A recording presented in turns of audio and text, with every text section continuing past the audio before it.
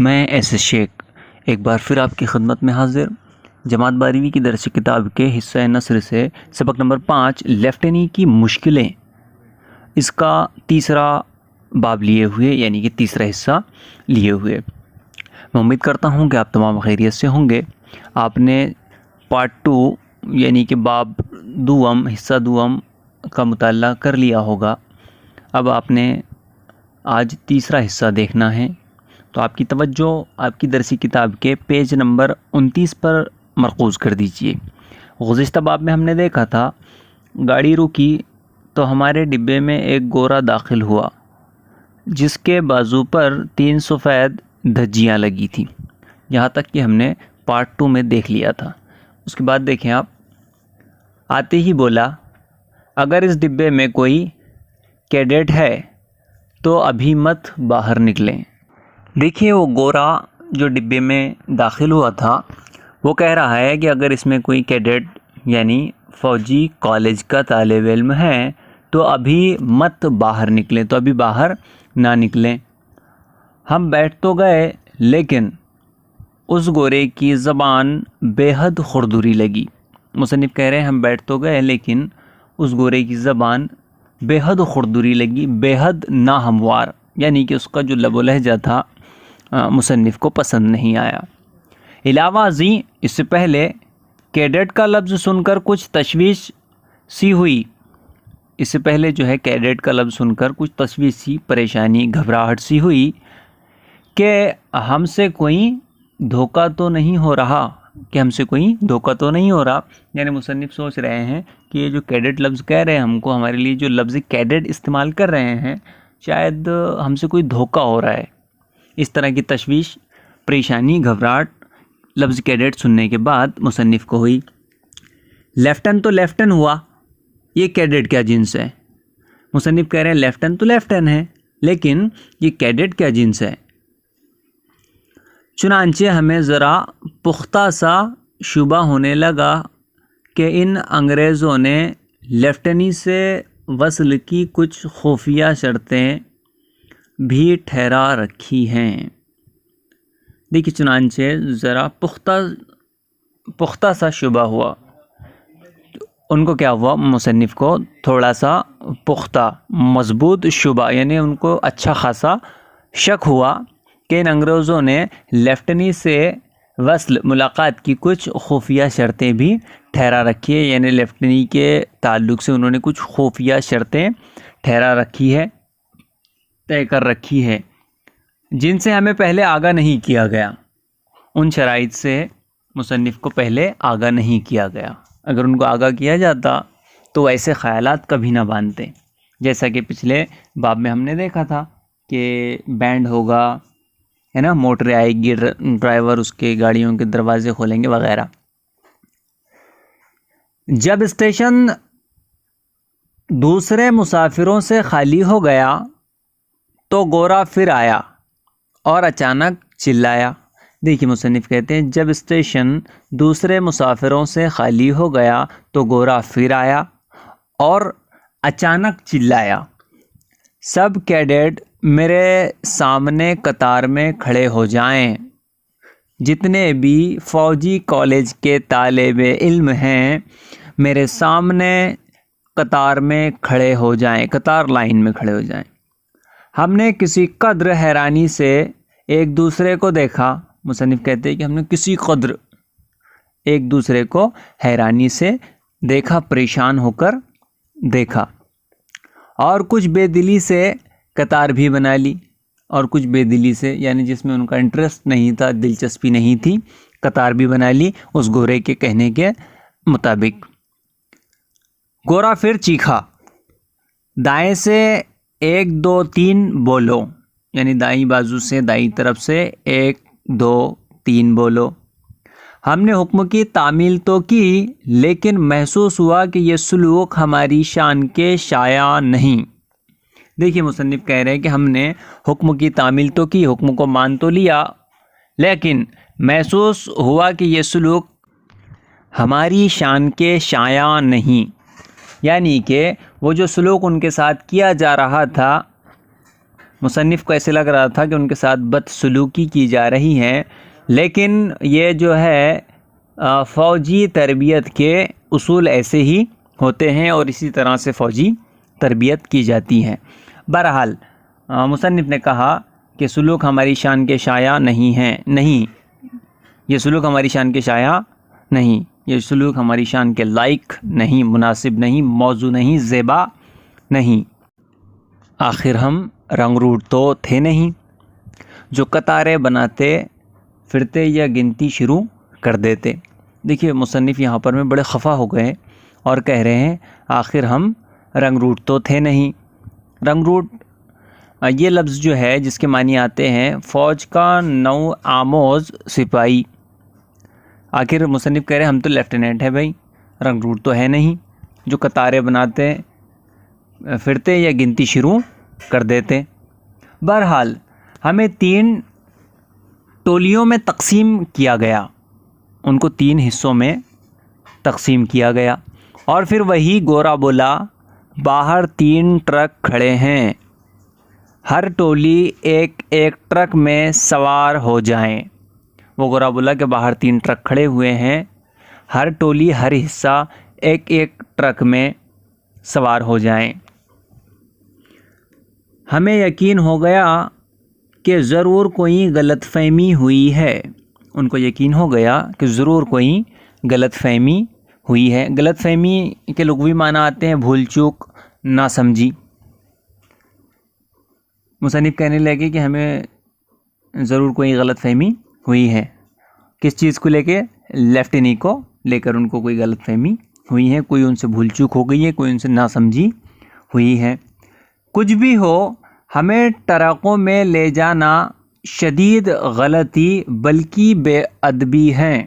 کچھ بھی ہو، شاید مصنف کہہ رہے ہیں ہم سے غلطی ہوئی ہو، ہم سے بھول چوکی ہوئی ہو، غلط فہمی ہی ہم سے ہوئی ہو، ہمیں ٹرکوں میں لے جانا شدید غلطی بلکہ بے ادبی ہے۔ موٹر کاریں ہونا چاہیے تھیں مگر سوچا کہ ان سے الجھنا ہمیں زیب نہیں دیتا۔ موٹر کاریں ہونی چاہیے تھیں ان کو لے جانے کے لیے، مگر مصنف نے سوچا کہ ان سے الجھنا ہمیں زیب نہیں دیتا، ہمارے شایع نہیں ہے، مناسب نہیں لگتا، ہمارے لائق نہیں ہے کہ ہم ان سے الجھ جائیں۔ چنانچہ ہم نے کولیوں کو آواز دی کہ ہمارا سامان ٹرکوں میں ہی رکھ دیں۔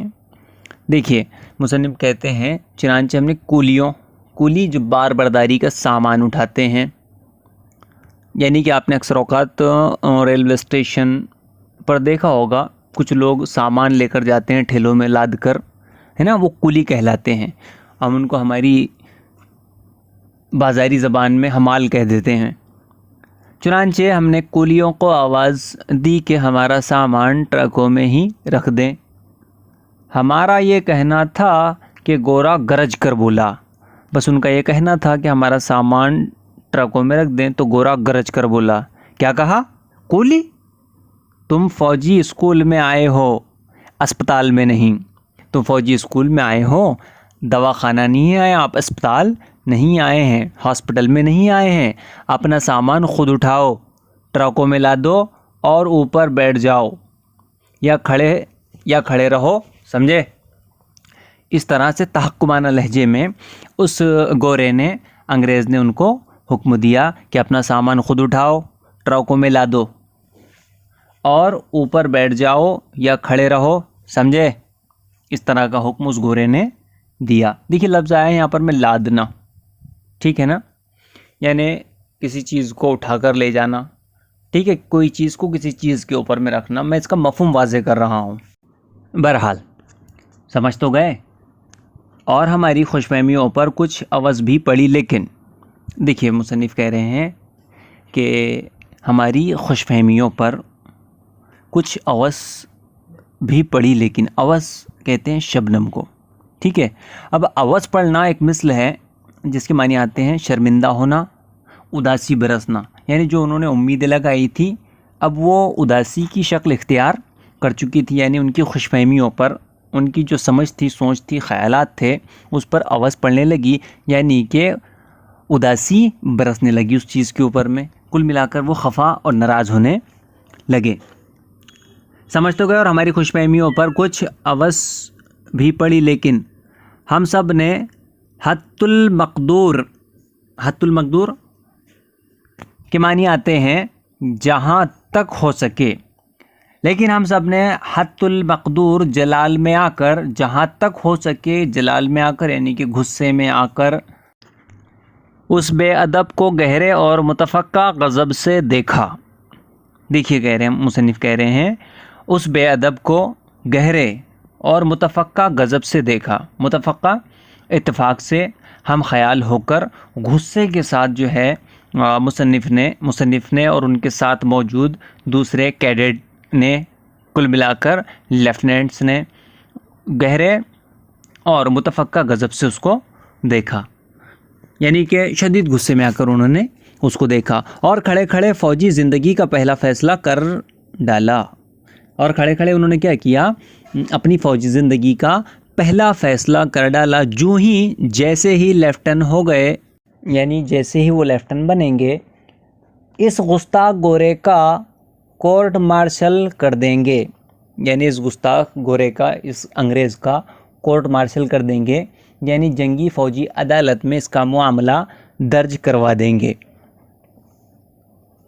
اس دلیرانہ فیصلے پر ہر طرف سے مرحبا کی صدائیں اٹھی، اور اس دلیرانہ فیصلے پر، یہ جو انہوں نے بڑا دل کر کے فیصلہ کیا، اس پر ہر طرف سے مرحبا کی صدائیں اٹھنے لگی۔ مرحبا، آفرین، تحسین، مبارک، اس طرح کی آوازیں اٹھنے لگی۔ یعنی القصہ مختصر، سادہ سا مفہوم اس کا یہ لے لیں آپ کہ ان کے اس فیصلے پر ہر طرف سے داد و تحسین ان کو ملنے لگی، اور داد و تحسین کی صدائیں اٹھنے لگی کہ یہ فیصلہ تم نے صحیح کیا ہے، ایسا ہی ہم لوگ کریں گے۔ اس وقت ہم کورٹ مارشل کو مارشل لا کا قریبی رشتہ دار سمجھتے تھے۔ دیکھیے مصنف کہہ رہے ہیں کہ اس وقت ہم جو ہے جنگی فوجی عدالت کو، یعنی کہ کورٹ مارشل کو، مارشل لا فوجی قانون یعنی اور جنگی قانون کا رشتہ دار سمجھتے تھے، جبکہ دونوں مختلف چیزیں ہیں۔ منزل مقصود کی جھلک توقعات سے بہت غیر مشابہ تھیں۔ دیکھیے مصنف کہہ رہے ہیں منزل مقصود یعنی کہ وہ جو منزل انہوں نے سوچی تھی اپنے لیے، کل ملا کر لیفٹن بننا، اس کو مصنف کہہ رہے ہیں منزل مقصود، یعنی کہ وہ منزل جو وہ چاہتے ہیں، جس کو وہ حاصل کرنا چاہتے ہیں، مقصود ہے ان کو وہ منزل، یعنی کہ لیفٹیننٹ بننا۔ منزل مقصود کی جھلک توقعات، خیالات، جو ان کی سوچ تھی اس سے بہت غیر مشابہ تھی، غیر مشابہ اس سے بہت مختلف تھی، اس کی شکل اس سے بالکل بھی نہیں مل رہی تھی جیسا انہوں نے سوچ رکھا تھا، جیسی امیدیں وہاں سے انہوں نے لگا رکھی تھیں۔ ہماری جائے قیام کے خد و خال بنگلے کی نسبت جیل سے زیادہ ملتے جھلتے تھے۔ دیکھیے وہ کہہ رہے ہیں کہ ہماری جائے قیام، جا کہتے ہیں جگہ کو اور قیام کہتے ہیں رکنے کو، ہماری رکنے کی جگہ کے خد و خال، شکل و صورت بنگلے کی نسبت جیل سے زیادہ ملتے جھلتے تھے، یعنی جس جگہ مصنف کو رکنا تھا اس کی جو ہے شکل و صورت بنگلے سے بالکل مختلف تھی اور جیل سے ملتی جھلتی تھی، یعنی جیل کی طرح تھی۔ انہوں نے خیالات میں بنگلہ سوچ رکھا تھا، لیکن جس جگہ ان کو رہنا پڑ رہا تھا وہ مانندے جیل تھی، جیل سے ملتی جھلتی تھی۔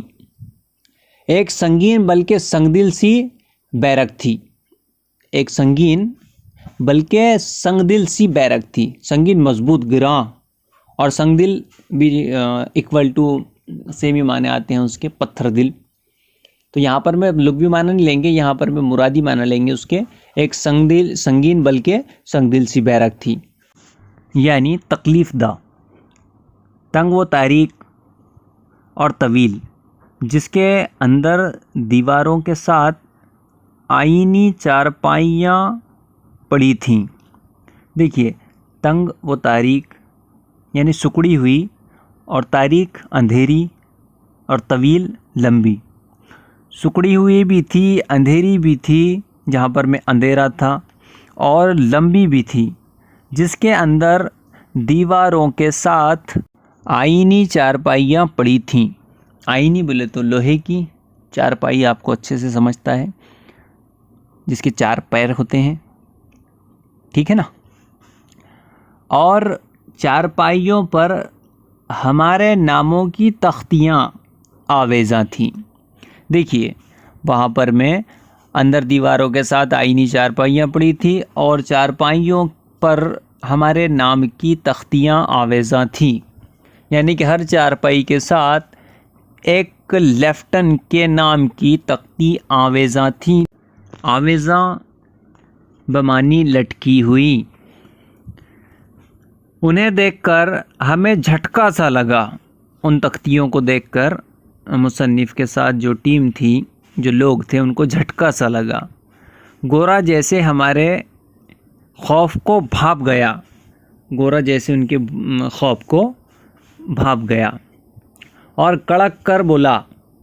जिस तरह के उन्होंने देखे कि अब उनको इस बैरक में, छोटी सी बैरक में, तंग बैरक के अंदर जहाँ रहना है वो भी अंधेरी है, चारपाइयाँ हैं आईनी लोहे की, और चारपाइयों के साथ जो उनके नामों की तख्तियाँ लटकी हुई है, उन्हें देखकर हमें झटका सा लगा। मुसन्निफ़ के साथ जो लोग थे उनको झटका सा लगा। गोरा जैसे हमारे खौफ को भाप गया। अब उनको जो अजीब सी कैफियत उनकी हुई थी, उस कैफियत को गोरा भाप गया, उसने उसका जायज़ा ले लिया और कड़क कर बोला, गरज कर बोला, गुस्सा होकर बोला, ये तख्तियाँ गले में लटकाने के लिए नहीं, महज तुम्हारी नशिस्तों के तयन के लिए हैं। ये जो तख्तियाँ आप देख रहे हैं चारपाइयों के साथ जो आवेज़ा हैं, ये तख्तियाँ गले में लटकाने के लिए नहीं है, महज तुम्हारी, सिर्फ़ तुम्हारी नशिस्तों बैठने की जगह, महज तुम्हारी नशिस्तों के तयन के लिए है, सिर्फ़ तुम्हारी बैठने की जगह को मुकर्रर करने के लिए है, उसको तय करने के लिए हैं। अब अपनी अपनी चारपाइयाँ ढूंढ लो और अपना सामान वहाँ उठा कर ले जाओ। साथ ही इरशाद हुआ कि, साथ ही कहा गया, फरमाया गया कि सामान उठाने और चलने फिरने में चुस्ती दिखाओ और शोर मत करो। इस तरह का जो है हुक्म उनको मिला, यानी आपने चुस्ती और फुर्ती के साथ काम करना है बग़ैर किसी शोर के। शाम हुई तो खाने के लिए मेस में गए। अब वैसे मेस ये जो इंग्लिश ज़बान का लफ्ज़ है, अंग्रेज़ी ज़बान का, याद रखें आप, जिसके मानी आते हैं खाना खाने वालों की जमात, ताम और खाना। अब यहाँ पर मेस में गए यानी उस जगह गए जहाँ पर में इनके लिए खाना बन रहा था, खाना तैयार हो रहा था, जहाँ पर ये लोग जाकर खाना खाएंगे। शाम हुई तो खाना खाने के लिए मेज़ में गए। ये पहली जगह थी जहाँ लेफ्टिनी के आसार नुमाया थे। ये वो पहली जगह थी जहाँ पर में लेफ्टिनी के आसार, निशानियाँ नुमाया थी, नज़र आ रही थी, ज़ाहिर हो रही थी। इससे पहले ऐसा उनको कुछ महसूस नहीं हुआ। हम सब एक अफसराना ठाठ से ड्राइंग रूम में सोफ़ों पर बैठ गए। हम सब एक अफसराना ठाठ, अफसराना जो है गुरूर के साथ, अफसराना रवैये के साथ जो है डाइनिंग रूम में सोफ़ों पर बैठ गए। मुअद्दिब और बावर्दी बीरों ने हमारी ख्वाहिश के मुताबिक मशरूबात पेश किए। देखिए यहाँ पर मैं समझने वाली चीज़ ये है कि मुअद्दिब अदब करने वाले, अदब सिखलाने वाले, जिसके एक मानी आते हैं उस्ताद, यानी मुअद्दिब के एक मानी उस्ताद की भी आते हैं, क्योंकि उस्ताद भी अदब सिखलाते हैं। बहरहाल यहाँ पर मैं हम इसका मफ़हूम ले लेंगे। मुअद्दिब यानी कि वो अदब करने वाले वो लोग, और बावर्दी वर्दी के साथ, यानी जिन्होंने वर्दी पहन रखी थी।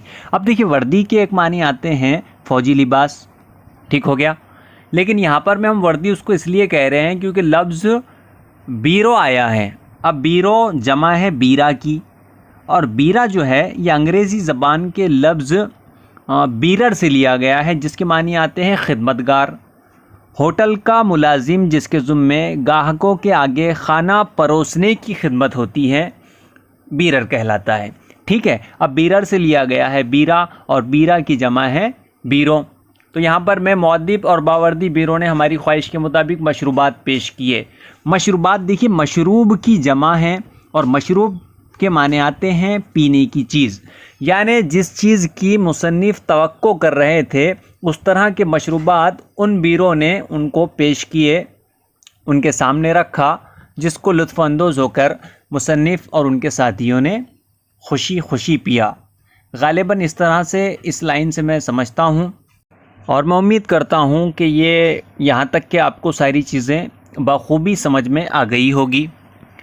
اس کے بعد ہم دیکھتے ہیں اس خوشگوار ماحول میں، خوشگوار پسندیدہ دل پسند ماحول میں ہم نے اسٹیشن اور بیرک کے ناخوشگوار واقعات کو بھلا دیا۔ یہ پسندیدہ جو ان کے ماحول وہاں پر میں برپا ہوا تھا، اس ماحول میں انہوں نے اسٹیشن اور بیرک کا جو ناخوشگوار ماحول تھا اس کے واقعات کو بھلا دیا، اور ایک سرور کے عالم میں، خوشی کے عالم میں باہم ایک دوسرے سے، باہم معنی ایک دوسرے سے گٹ پٹ کرنے لگے۔ اب گٹ پٹ کیا ہوتا ہے؟ تو دیکھیے، ہندوستانی لوگ انگریزوں کی زبان کا نام گٹ پٹ رکھ دیا تھا۔ ہندوستانی لوگوں نے، یعنی ہمارے ہندوستان کے لوگوں نے انگریزوں کی جو زبان تھی اس کا نام گٹ پٹ رکھ دیا تھا، تو یہ لوگ بھی آپس میں گٹ پٹ کرنے لگے تھے، یعنی بات چیت کرنے لگے تھے۔ دیکھیے اس طرح یہاں پر میں ہمارا یہ تیسرا باب مکمل ہوتا ہے۔ اس کے بعد 2 اور حصوں میں اس کو اپلوڈ کر دوں گا انشاءاللہ۔ تھوڑا سا ڈیفیکل ورڈز ہے اس کے اندر میں، تھوڑی سی مشکل الفاظ ہیں، جس کی وجہ سے مجھے اس کو تھوڑا کر لینا پڑ رہا ہے، اور واقعتاً وقت بھی کافی ہو گیا ہے، جس کی وجہ سے میں اس کو یہیں پر منقطع کرتا ہوں، یہیں پر اس کا روکتا ہوں۔ اب دیکھیے، میں نے پھر بھی اس کو جیسا پڑھانا چاہیے تھا اس طرح سے نہیں پڑھایا اس لیول پر جا کر، لیکن سفیشینٹ ہو گیا، تمہارے جو ہے سلیبس کے مطابق کافی ہو گیا ہے، وگرنہ اس میں پیچیدگیاں کافی ہوتی ہے۔ اگر میں اس کو سمجھانے بیٹھوں تو آپ بری طرح سے بور ہو جائیں گے، اور کچھ لوگ اس سے بہت لطف اندوز ہوں گے۔ مثلا کہ دیکھیے، ہم نے یہاں پر میں ابھی جو ہے ایک لفظ کا ذکر کیا تھا، ایک لفظ ہمارے یہاں پر میں آیا تھا، کیا تھا وہ؟ بے ادب کو گہرے اور متفقہ، ہے نا، متفقہ ایک لفظ آیا تھا۔ اب دیکھیے متفقہ جو ہے یہ متفق کی تانیث ہے۔ اب تانیث کہتے ہیں ضد کو۔ اب متفق کے معنی کیا آتے ہیں؟ متفق کے معنی آتے ہیں اتفاق کرنے والا، ملا ہوا، اس طرح کے اس کے معنی نکلتے ہیں۔ تو اس طرح کی باریکیوں میں ہم نے جانا نہیں ہوتا، حالانکہ اس طرح کی باریکیوں سے اگر ہم روشناس ہو جاتے ہیں تو یہ آپ ہی کے لیے فائدہ مند ہوتا ہے، لیکن میں اس میں جو ہے آپ کا وقت ضائع کرنا نہیں چاہتا۔ جو آپ کو جس چیز کی آپ کو ضرورت ہے وہ چیزیں میں آپ تک پہنچا دیتا ہوں۔ خیر، اب مجھے دیجیے آپ اجازت، پھر ملتے ہیں نیکسٹ ویڈیو میں۔ لیکن اس سے پہلے آپ نے اگر میرے چینل کو سبسکرائب نہیں کیا ہے تو براہ کرم اس کو سبسکرائب کر لیں، اور ویڈیوز کو شیئر کریں، لائک کمنٹ بھی کر دیا کریں، تاکہ جس سے ہم موٹیویٹ ہو سکیں۔ بہرحال پھر ملتے ہیں نیکسٹ ویڈیو میں۔ والسلام۔